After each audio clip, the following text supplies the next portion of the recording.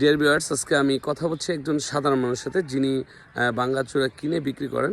তার সাথে কথা বলবো ইনশাআল্লাহ। তো একজন সাধারণ মানুষ, এরাই খেয়ে কাটা মানুষ, এরাই সবচেয়ে পরিশ্রমী মানুষ আমি মনে করি। যারা মাথার ঘাম পায়ে ফেলে পরিশ্রমটা করে থাকেন, আমি ওনার সাথে কথা বলতে চেষ্টা করবো ইনশাআল্লাহ। খুঁজে পেয়েছি একজন সাধারণ মানুষ যিনি পরিশ্রম করেন। আসলে আপনার কাজটা কি? আমার কাজটা তো স্যার ভাঙ্গাচোরা কিনারি ব্যবসা, এটাই আমার ব্যবসা। মোটামুটি আল্লাহ রসুলের রহমতে বাবা মার দোয়া। এটা বলতেছে আপনার বাড়ি কোথায়? আমাদের দেশের বাড়ি শেরপুর। শেরপুর। আপনি বাঞ্ছারামপুর কাজ করেন? থাকি দাইরাচর, জামাই বাড়ি, মালদেই ফেরিঘাট। ফেরিঘাট। তো ডেইলি কত টাকা ইনকাম হয় এগুলো করে? এটা কোনোদিন 300 টাকা হয়, কোনোদিন 500 টাকা হয়, কোনোদিন হয় না, আবার কোনোদিন 2000 টাকাও হয়। 2000 টাকাও হয়? হ্যাঁ, এটা মাল কেনার উপরে নির্ভর।